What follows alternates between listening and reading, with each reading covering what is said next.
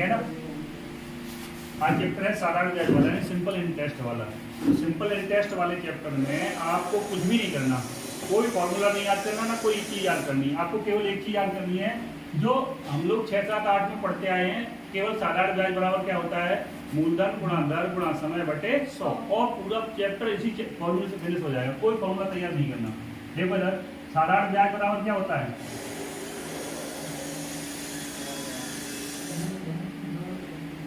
होता है मूलधन गुणा दर गुणा समय बटे 100, ठीक है ना।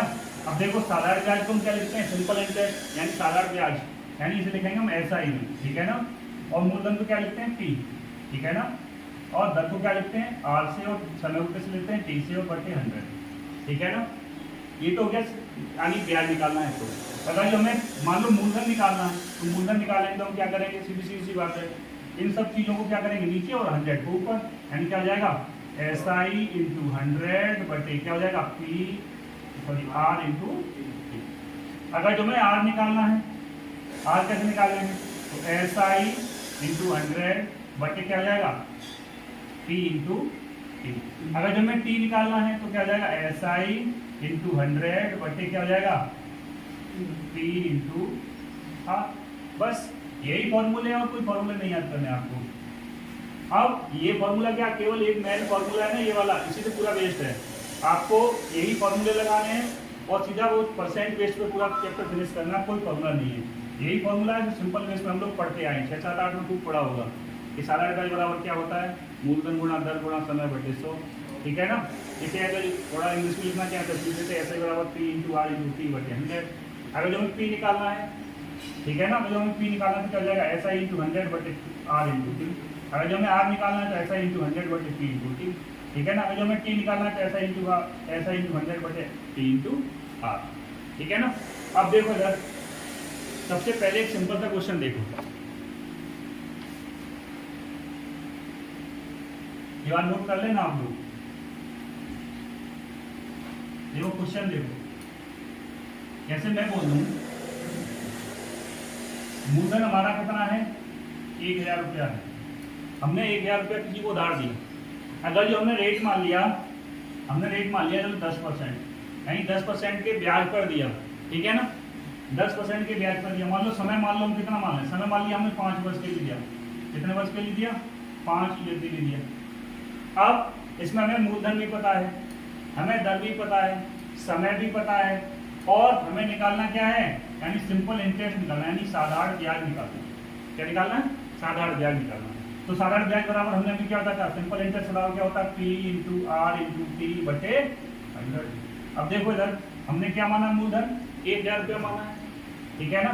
क्या माना है 1000 रुपया, रेट क्या माना हमने 10%, और समय क्या माना है 5 बटे 100। 0 खत्म कर दो।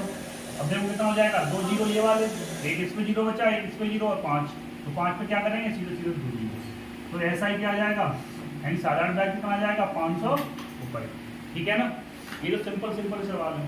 अब सिंपल सवाल क्या है 6, 7, 8 में खूब सीखे होंगे तुम लोगों ने, ठीक है ना। तो ये हमें आप नहीं करने के भी सवाल आते नहीं है एग्जाम में, ठीक है कि नहीं है। ऐसा तो है नहीं कि सवाल आते हैं एग्जाम में, लो यही बस कर लो हो गया।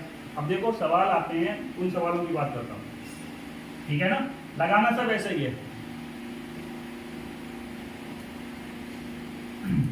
देखो फर्स्ट टाइप में क्या है, इसका फर्स्ट टाइप देखो। फर्स्ट टाइप में देखो यह सवाल है, मैं लिखता हूं कोई धन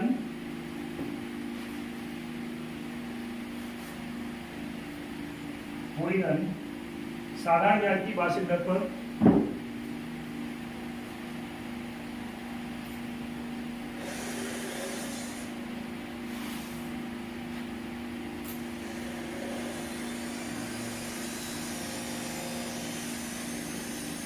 दर पर 5 वर्ष में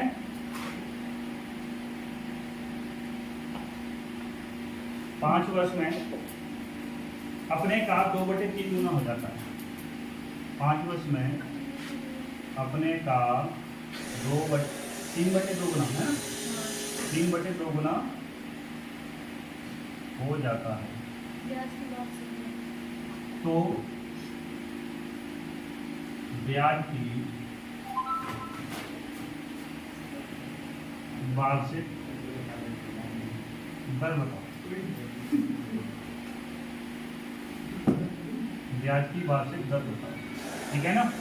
क्या हो जाता है, अब देखो सवाल में क्या कह रहा है, कोई धन साधारण ब्याज की वार्षिक दर पर 5 वर्ष में अपने का कितना हो जाता है, 3/2 गुना हो जाता है। तो ब्याज की वार्षिक दर बताओ। अब देखो इसमें क्या है, देखो इधर हमेशा एक लाइन हमने आपको परसेंटेज में बताई थी, प्रॉफिट लॉस में बताई थी, ठीक है ना। हमने बताया था जब कभी लिखा हो अपने का कितना है, 3/2, और जिसके साथ का जुड़ा होता है वो क्या होती वैल्यू, नीचे वाली, बताया था। यानी अपने का यानी कोई मतलब हमारे पास 2 रुपए थे, इस तरह से ले लो इसे, ऐसे मान लो हमारे पास 2 रुपए थे, अब अपने का कितना हो गया है, 2 से कितना हो गया है, 3 हो गया है, यानी ब्याज कितना हो गया। अब ऐसा मान लो तुमने किसी व्यक्ति को 2 रुपए ब्याज पे दिए, अब आपको 3 रुपए उसने बदले में दे दिए, तो ब्याज कितना हुआ, 1 का हुआ ना, कितना हुआ ब्याज, 1 का। अब देखो इधर जैसे 2 से हुआ कितना, 3 हो गया, तो यहाँ पर ये चीज देखो, ऐसा ही कितना है, 1 रुपया, मूलधन क्या है हमारा, 2 रुपया। अब समय भी हमें दे रखा है कितना है, 5 वर्ष। हमें निकालना क्या है, इसमें क्या पूछा है, दर पूछा है, रेट पूछा है, क्या पूछा है, रेट परसेंट पूछा है, रेट परसेंट निकालना है। तो रेट परसेंट क्या होता है, रेट बराबर क्या होता है, SI इंटू 100 बटे क्या हो जाएगा, P इंटू T, सिंपल सी बात है। अब लगा लो SI कितना हमारा, यानी यहाँ से यहाँ तक गए तो 2 था और 3 हो गया, यानी वृद्धि कितने की हुई है, 1 की हुई है, तभी तो 2 से 3 हुआ। तो यानी ब्याज कितना हो गया, 1 रुपया इंटू 100 बटे, यानी मूलधन हमारा कितना था, 2, और ईयर कितने थे, 5। तो 5 में कितना होता है, 10 ही तो होता है, 10 से 10 0 काट दो, कितना आ जाएगा रेट, 10%, यानी रेट परसेंट क्या आ जाएगा, 10%। इस सवाल का रेट आंसर क्या हो जाएगा, ये जो रेट परसेंट है वो कितना है, 10% है। बात समझ में आ गई, एक बार से समझो। जब कभी भी ऐसे कोई सवाल हो, जैसे लाइन हो, जो मैं बहुत बार बता चुका हूँ, जैसे कहीं लिखा है अपने का, जिसके साथ का जुड़ा होता है ना, जिसके साथ का, यानी का किसके साथ जुड़ा, अपने का, यानी जो मूलधन था हमारा, तो जो वो वैल्यू होती नीचे वाली। तो यहाँ पर अपने का मतलब यानी मूलधन हमारा क्या है, 2 रुपया। अब 2 से हो कितना गया है, 3 हो गया, बढ़ कितना गया है, 1 बढ़ गया है, तो 1 जो बढ़ा है वही तो हमें ब्याज मिला है, तो ब्याज कितना हो गया हमारे पास, 1 रुपया हो गया। मूलधन हमारे पास क्या हो गया, 2 रुपया हो गया। समय कितना हमारे पास, 5 वर्ष है। रेट हमें निकालना, बस सिंपल फॉर्मूला होगा, आंसर हो जाएगा, ठीक है ना शिवकुमार। चलो अगला सवाल देखो। अगर जो यहाँ पर हम थोड़ा सा चेंजिंग कर रहे हैं, जैसे मान लो हमने यहाँ पर ईयर कर दिए 3, और ईयर के जगह पर और यहाँ पर जो गुना है उसकी जगह हम क्या कर रहे हैं, 5/4। यहाँ पर क्या कर रहे हैं हम, सवाल को हम चेंज कर रहे हैं, क्या जाए, 5/4 गुना, ठीक है ना समझ आए तो बता देना, क्या करें, 5/4 गुना है, ठीक है। अब देखो इधर बिल्कुल सेम वैसे ही है। अब देखो अपने का कितना है, 5/4 गुना, तो अपना कितना था पहले, वो 4 रुपया था, अब कितना हो गया, 5 हो गया, तो ब्याज कितना मिला हमें, 1 का मिला। तो देखो इधर मूलधन हमारा कितना हो गया, 4 रुपया, ऐसा ही हमारा कितना हो गया, 1 रुपया। अब ईयर कितने हो गए हमारे पास, 3 ईयर है। अब इसमें पूछ रहा रेट, तो रेट निकाल दो। अब देखो रेट निकालेंगे तो क्या हो जाएगा, रेट बराबर क्या होता है, रेट परसेंट बराबर SI इंटू 100 बटे कितना होता है, P इंटू T। अब देखो SI कितना हमारे पास, इसमें भी 1 इंटू 100, हमारे पास P कितना है, 4, और ये कितना है, T। अब देखो इससे इसी को काटो, कितना हो जाएगा, 25, ठीक है ना। कितना होता है, 25 का 100। अब इसका इसमें भाग लगा दो, कितना हो जाएगा, 6 सही 6 का 24 होते हैं ना, नहीं 6 का 18, 8 से जाएगा ना, 8 से 24, 8 से 1/3% आ जाएगा, यानी रेट परसेंट क्या आ जाएगा, आंसर क्या हो जाएगा, रेट परसेंट बराबर 8 से 1/3%, ठीक है। कोई दिक्कत, हमें सीधा सीधा वही फॉर्मूला लगाना है, और कोई फॉर्मूला नहीं आएगा, पूरा चैप्टर फिनिश हो जाएगा, ठीक है ना। तो रेट परसेंट ये लगा देना। देखो एक सवाल और चेंज करके लिख रहा हूँ, यहाँ पर ईयर हो गए 4, और यहाँ पर हो गया 6/5। क्या हो गया? 6/5। यानी कोई धन साधारण ब्याज की वार्षिक दर पर 4 वर्ष में अपने का 6/5 गुना हो जाता है। ठीक है ना? तो रेट क्या है? तो बस सीधे सीधे से लिखना है। क्या लिखना है? लिखना क्या है इसमें? जैसे हमें लिखना क्या है, यानी मूलधन हमारा कितना है? 5 रुपये। रुपये मान लीजिएगा, रुपये की चीज़ों को जल्दी समझ में जाता है। कोई चीज़ समझ में आए ना, पैसे वाली चीज़ हर व्यक्ति को समझ में आती है, तो सीधे सीधे पैसे मालूम होते, यानी 5 रुपये थे हमारे पास। ठीक है ना? ब्याज हमें कितना मिल रहा है? 1 का मिल रहा है। क्या मिल रहा है हमें? 1 रुपये का मिल रहा है। अब देखो ईयर हमारे पास कितने हैं, यानी टाइम क्या हमारे पास? 4 ईयर है। ठीक है ना? टाइम हमारे पास क्या है? 4 ईयर है। रेट पूछ रहा है तो रेट निकाल दो। ठीक है ना? तो रेट परसेंट बराबर क्या हो जाएगा? SI इंटू 100 बटे क्या होता है? T into R, T into T। अब देखो इधर SI कितना है? 1 इंटू 100 बटे T 5 है, T 4 है। अब देखो 5 का कितना होता है? 20, और 20 पंजे कितना होता है? 100। कितना आ जाएगा? रेट 5% आ जाएगा। यही आंसर, बस फिर खत्म। ठीक है ना? कोई दिक्कत है सवालों में? कोई नहीं। चलो अगला टाइप देखो।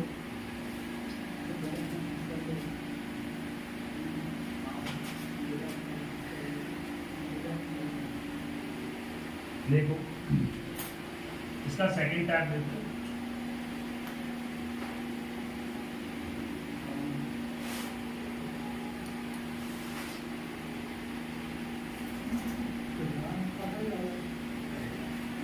सेकंड टाइप में क्या है? सेकंड टाइप में है, जैसे मान लो कोई धन, कोई धन साधारण ब्याज पर उधार दिया गया। 3 वर्ष में उसका साधारण ब्याज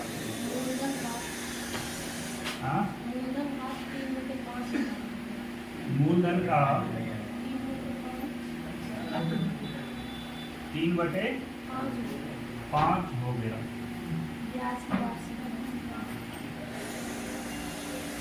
ब्याज की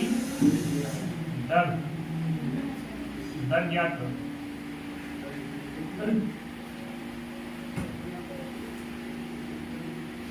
क्या है? देखो इधर, अब देखना इधर सवाल थोड़ी सी चेंजिंग हुई है। अब देखो इसमें क्या है? साधारण ब्याज मूलधन का इतना हो गया है। अब देखो साधारण ब्याज यानी सिंपल इंटरेस्ट लिखो यहाँ पे। सिंपल इंटरेस्ट किसका?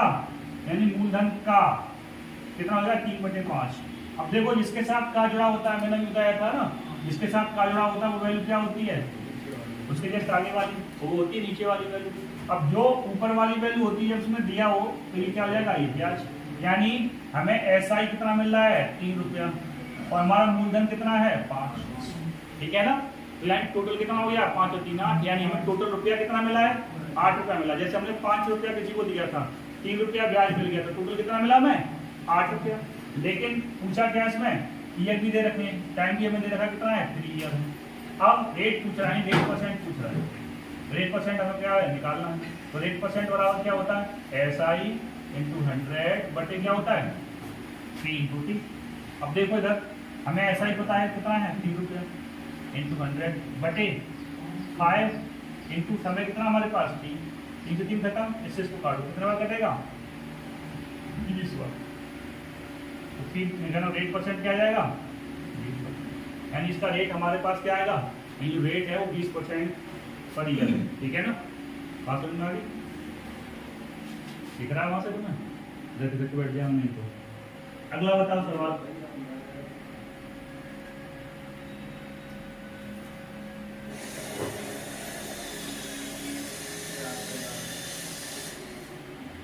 अगला सवाल बोलना जरा।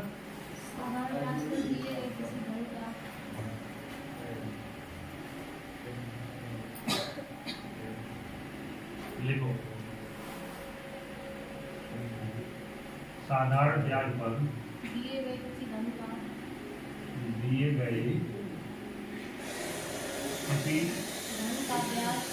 धन का ब्याज उस धन के 3/16 के बराबर है। उस धन के 3/16 के बराबर है। 3/16 के बराबर है। यदि समय की वर्षों यदि समय की समय की वर्षों में दर वर्षों में संख्या दर की क्या है सुकुमार टिबेट वर्षों में संख्या दर की संख्या दर की 3 गुने के बराबर हो 3 गुने के बराबर हो तो ब्याज की दर क्या है? तो ब्याज की दर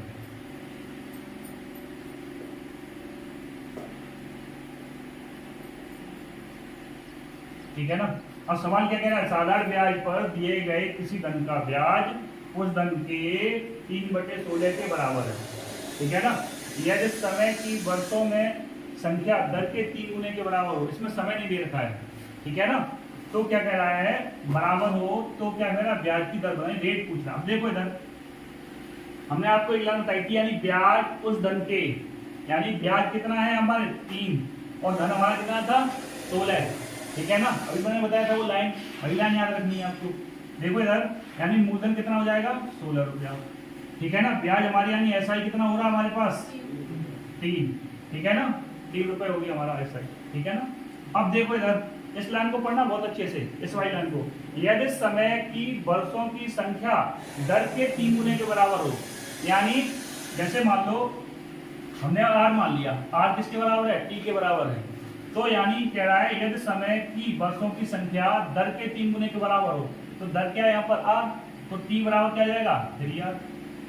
क्या जाएगा टी बराबर 3r। नहीं जो समय है वो दर के 3 गुने के बराबर है, तो बैलेंस करने के लिए क्या करना पड़ेगा, टी बराबर 3r। अब बस यही वैल्यू पुट कर देनी है। देखो इधर हमने आपको बताया था रेट परसेंट बराबर क्या होता है, SI × 100 बटे क्या होता है P × T। यही तो होता है फॉर्मूला। अब देखो इधर यहाँ पर हमें क्या लगाना है, टी की वैल्यू क्या लगानी है 3r की लगानी है। क्यों कि टी की वैल्यू किसके बराबर है 3r के बराबर है। अब देखो इधर यहाँ तो r ऑलरेडी है ही, तो देखो r परसेंट बराबर क्या हो जाएगा, ऐसा ही हमारा कितना है 3 रुपया इंटू 100 बटे हमारा मूलधन कितना है 16। अब देखो t किसके बराबर है 3r के बराबर है। हमने क्या करना है, यहाँ से 3 से 3 कैंसिल कर देंगे, ये r है ना, ये r यहाँ क्रॉस मल्टीप्लाई कर देंगे, यहाँ पर कैंची वाला गुणा, यहाँ इसको उठा के यहाँ कर देंगे, तो क्या हो जाएगा r²। क्या हो जाएगा यहाँ पे r²। r² बराबर क्या हो जाएगा 100 बटे 16। क्या हो जाएगा 100 बटे 16।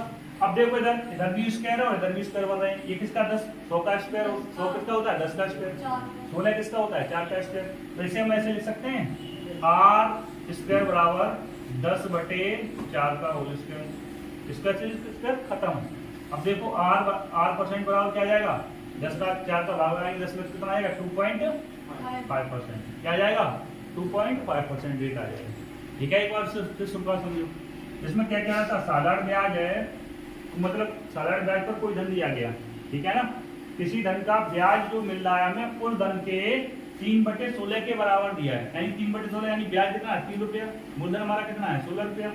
यदि वर्षों की संख्या दर के 3 गुने के बराबर है, यानी हमने क्या मान लिया r बराबर t, यानी t की वैल्यू क्या है, t की वैल्यू 3r के बराबर है। कह रहा ना, यदि वर्षों की संख्या दर के 3 गुने के बराबर हो, तो समय वर्षों की संख्या क्या है दर के 3 गुने, दर मान लिया हमने 3r। अगर वैल्यू बराबर करेंगे तो t की वैल्यू क्या है 3r के बराबर है। बस सीधा सीधा उसी फॉर्मूले लगाना, आपको आंसर हो जाएगा। अब आंसर क्या हो जाएगा, देखो r परसेंट क्या है SI × 100 बटे P × T। अब t की वैल्यू क्या है हमारे 3r, तो 3r लगाएंगे यहाँ पर। अब ब्याज कितना हमारे पास 3 रुपया मिल रहा है, मूलधन क्या हमारा 16 रुपया है। ठीक है ना। 3 से 3 खत्म, r को इधर पहुंचा दो, क्या हो जाएगा r × r, r² हो जाएगा। अब r² बराबर क्या हो गया 100 बटे 16। अब 100 बटे 16 क्या लिख सकते हैं, r² बराबर क्या 10 बटे 4 का स्क्वायर होल स्क्वायर खत्म। ये कितना आ जाएगा 10, जब 4 का भाग लगाएंगे 10 में तो 2.5%। ठीक है। चलो अगला सवाल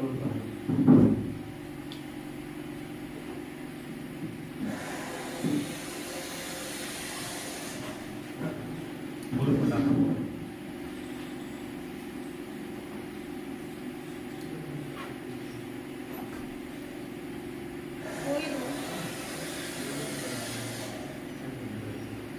साधारण ब्याज की वार्षिक दर पर दिया गया है।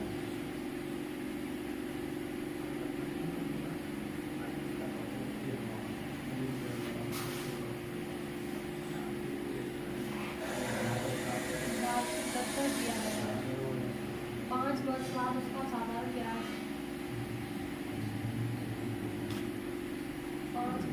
5 वर्ष बाद उसका साधारण ब्याज उसका साधारण ब्याज उसके 1/4 के बराबर होगा।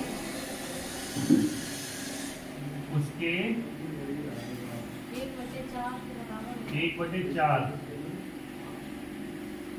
के बराबर हो जाता है। हो जाता है। ब्याज की वार्षिक दर ज्ञात कीजिए।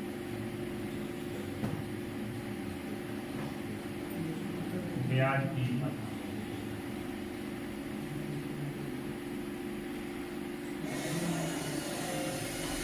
वार्षिक दर बताओ। ठीक है ना। अब इसमें क्या है, कोई धन साधारण ब्याज की वार्षिक दर पर दिया गया 5 वर्ष में कितना हो जाता है वो 5 वर्ष में उसका ब्याज हो जाता है वो अपने उसका कितना हो जाता है 1/4 के बराबर हो जाता है। यानी 4 रुपया था, 1 का ब्याज मिला, यानी इसमें मूलधन हमारा क्या हो जाएगा 4 रुपया। ऐसा ही हमारा कितना हो जाएगा 1 रुपया। और समय कितना दिया है यहाँ पर T 5 ईयर कितना दिया है 5 ईयर। और रेट पूछ रहा है बस रेट परसेंट लगाना है। रेट में क्या हो जाएगा रेट परसेंट बराबर क्या होता है SI × 100 बटे क्या होता है P × T। अब देखो इधर SI कितना है हमारा 1 × 100 बटे T कितना हमारा 4 और ये कितना है हमारे पास 5। समय कितना है देखो 5 ईयर। देखो 5 का 20 खत्म 20 से कितने बार कटेगा ये 20 पंजे 100 कितना आ जाएगा 5%। एंड रेट कितना आ गया रेट परसेंट बराबर हमारे पास 5%। बात समझ में आ गई। फिर एक बार देखो ऐसा ही हमारे पास कितना आया है 1 मूलधन हमारा कितना है 4 समय कितना हमारे पास 5। अब देखो 4 पंजे 20 होते हैं तो 20 पंजे 100 कितना बार कट जाएगा 5% जाएगा। बात खत्म। कितना आ जाएगा 5% आ जाएगा 1% आ जाएगा 5%। ठीक है चलो और बोलो सवाल। किसी का हाँ ये बोलो। किसी धन का साधारण ब्याज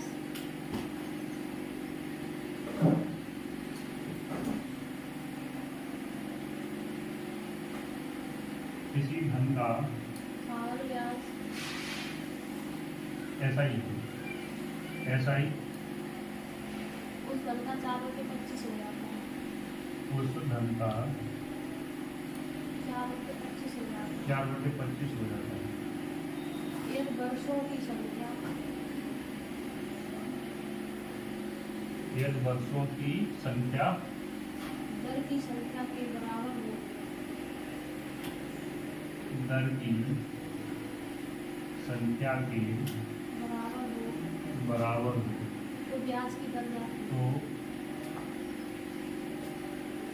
तो ब्याज की दर बताओ। ठीक है ना। इसमें भी क्या कर दिया है यहाँ पर ये कह रहा है किसी धन का साधारण ब्याज उस धन का 4/25 हो जाता है यदि वर्षों की संख्या दर की संख्या के बराबर यानी वर्षों की यानी T R यानी T की वैल्यू R के बराबर। ठीक है ना बराबर है तो दर बताओ। अब देखो इधर हमें पता चल गया मूलधन हमारा कितना है 25 ऐसा ही हमारा कितना है 4 रुपया। अब देखो T बराबर क्या है R और R निकलवा रहा है यानी T किसके बराबर है यानी वर्षों की संख्या दर की संख्या के बराबर है यानी दर जितना है उतना ही वर्षों की संख्या है। तो हमने T बराबर क्या मान लिया R और R निकलवा रहे हैं। ठीक है ना। तो R% बराबर क्या हो जाएगा यानी SI × 100 बटे P × T। अब देखो इधर SI हमारे पास कितना है 4 रुपये × 100 बटे देखो हमारा मूलधन कितना है 25। अब देखो हमने T की वैल्यू किसके बराबर मानी है R यानी दर के जो समय है वो दर के बराबर है तो यहाँ पर लिख लो R। अब R क्यों लिखा है यहाँ पर क्योंकि हमें ये R निकालना है। अगर हमें कोई किसी सवाल में जैसे मान लो T दिया होता T निकलवा रहा होता जैसे यहाँ पर R मतलब रेट दे रखा होता कि रेट समय के बराबर है तो R बराबर T मान लेते और यहाँ समय पूछ रहा होता तो क्या ऐसे हम T में लिखते फिर इसे। ठीक है ना इसमें लिखते T में लिखते। अब देखो इधर इसको जब पहुंचाओ क्या हो जाएगा R²। ठीक है ना। अब कितना हो जाएगा ये देखो इससे कटेगा 2500 का 100 ये किसका हो जाएगा 4 का स्क्वायर, 4 इंटू 4 कितना होगा 4 का स्क्वायर, इसका से उसका खत्म, तो r बराबर कितना आ जाएगा चार। 4 r बराबर कितना आ जाएगा